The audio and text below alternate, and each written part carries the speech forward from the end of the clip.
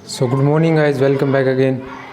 तो आज हम जो कर रहे हैं वो हमारा 7.2 का क्वेश्चन नंबर 5 है, वो कर रहे हैं अभी। ठीक है, तो देखिए अब क्वेश्चन नंबर 5 जो है वो क्या कहता है, find the ratio in which the line segment joining A 1,-5 and B -4,5 is divided by the x axis, also find the coordinates of the point of division. अब ये क्या कह रहा है भाई, दो पॉइंट्स हैं ए और बी जिनके कोऑर्डिनेट्स उसने हमें दिए हैं। ये दो पॉइंट्स हैं, इस तरह से भी हो सकते हैं, इस तरह से भी हो सकते हैं। ठीक है, तो एक लाइन है जो वर्टिकल लाइन जो होती है उसे हम बोलते हैं वाई एक्सिस, हॉरिजॉन्टल जो लाइन होती है उसे हम बोलते हैं एक्स एक्सिस। तो वो क्या कर रहा है कि ये जो दो पॉइंट ऐसे हैं या ऐसे हैं, जैसे भी हैं, इनको एक्स एक्सिस जो है, इन दोनों को जब हम मीट करते हैं एक लाइन सेगमेंट बनेगी। देखिए ये लाइन बनी है, तो ये लाइन जो है ये कट होती है किससे, एक्स एक्सिस से। एक्स एक्सिस से कट होती है, तो वो जो पॉइंट ऑफ इंटरसेक्शन है वो मतलब पॉइंट इसे किस रेशियो में डिवाइड करता है। उसके बाद में जो पॉइंट ऑफ इंटरसेक्शन है उसके कोऑर्डिनेट्स क्या होंगे, वो हमसे ये पूछ रहा है। तो देखिए मैंने आपको एक बात पहले बताई हुई है कि एक्स एक्सिस पे क्या रहता है, y = 0 if any point lies on the x axis then its y coordinate will be 0। तो ये कंडीशन हमें क्या मिलेगी, y कोऑर्डिनेट 0 होगा। अब देखिए मान लीजिए कि ये पॉइंट है -4,5, ठीक है, और ये है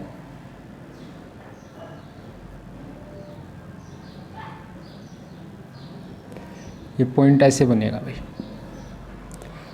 -4,5 एंड 1,-5। ठीक है, तो अब ये देखिए ये पॉइंट है, ये एक्स एक्सिस के ऊपर है। क्या है, एक्स एक्सिस के ऊपर।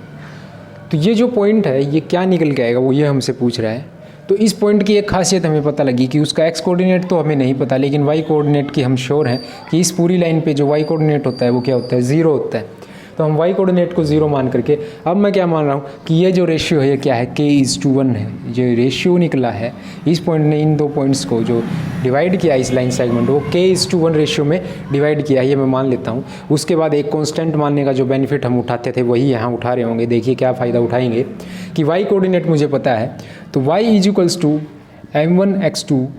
y2 plus m2y1 upon m1 plus m2, इसका यूज़ करके मैं निकालूंगा।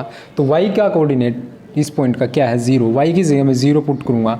m1 मैंने k माना है, y2 मेरा -5 है, यानी k × -5 प्लस m2 1 है और y2 5 है, 1 × 5। m1 प्लस m2 क्या होगा, k + 1। ये k + 1 इस साइड जाके मल्टीप्लाई होगा तो 0 हो गया, 0 × k + 1 इंटू इन दोनों की मल्टीप्लिकेशन -5k और यहाँ सिर्फ 5।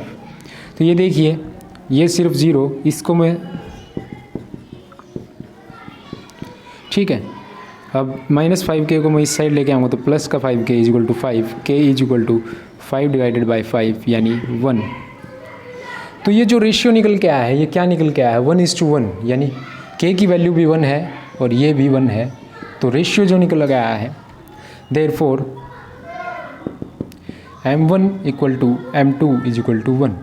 ये कंडीशन जो होती है m1 = m2 = 1, तो ये हमें क्या बताता है,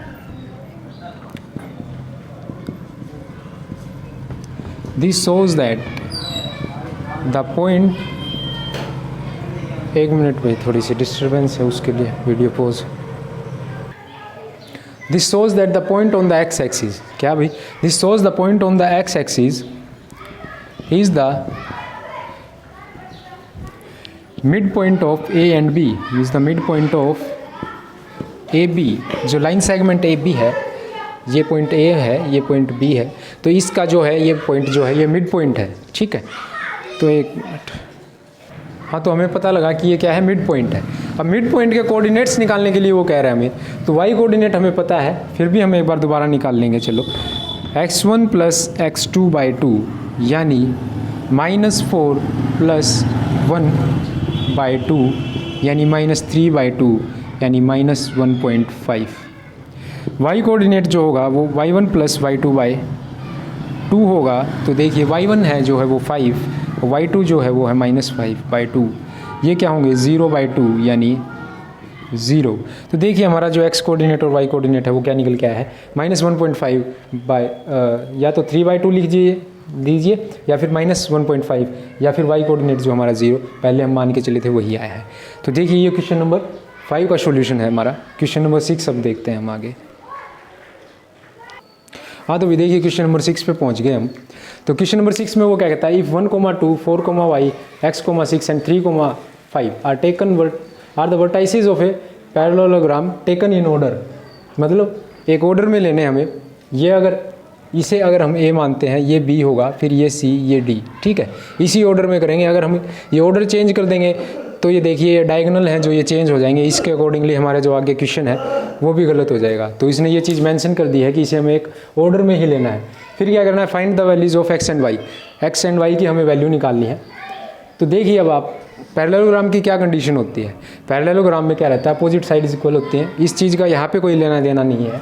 यहाँ पे जो इस क्वेश्चन में यूज़ होना है वो ये होना है कि अगर हम डायगोनल ड्रॉ करते हैं पैरेललोग्राम के,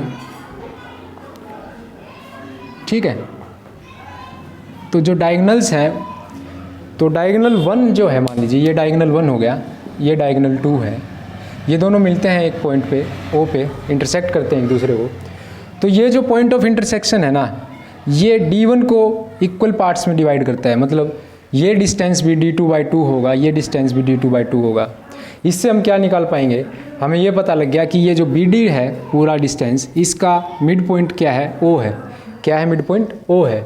इसी तरह से डायगोनल D1 को भी ये जो पॉइंट O है ये इक्वल पार्ट्स में डिवाइड करेगा। तो इसका मतलब क्या है, ये जो AC डिस्टेंस है इसका जो मिड पॉइंट है वो क्या है, O है।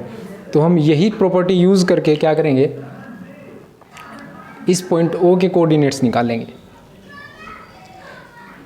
Using O as mid point of taking O as midpoint of AC, coordinates of AC will be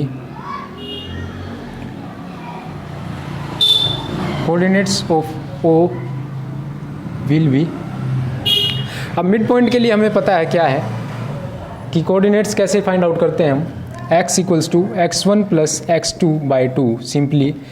तो x1 की वैल्यू यहाँ 1 है, x2 की वैल्यू x दी हुई है, यानी 1 + x/2।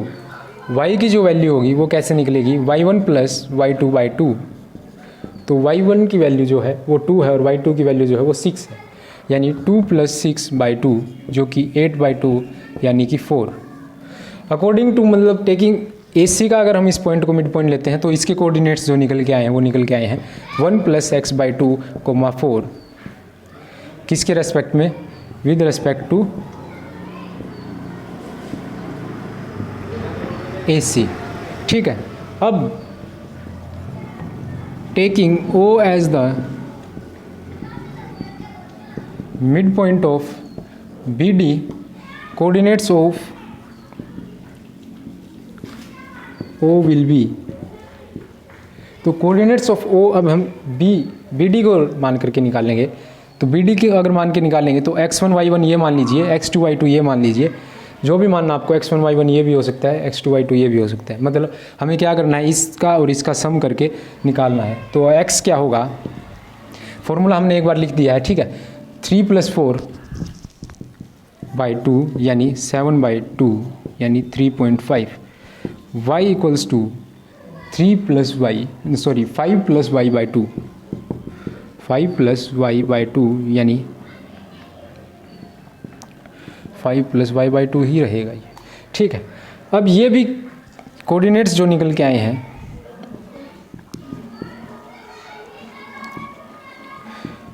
With respect to BD, जो O के कोऑर्डिनेट्स हैं, जो O है उसके कोऑर्डिनेट्स जो निकल के आए हैं वो क्या निकल के आए हैं, 3.5, 5 + y/2। अब देखिए पॉइंट O है जो, वो एक ही तो पॉइंट है, पॉइंट ओ जो है वो क्या है, एक ही पॉइंट है, तो हम क्या करेंगे, इन दोनों को इक्वेट करेंगे।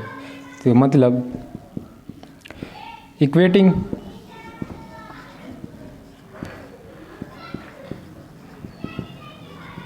कोऑर्डिनेट्स फ्रॉम 1 and 2, ये 1 मान लेता हूँ मैं, ये 2 मान लेता हूँ।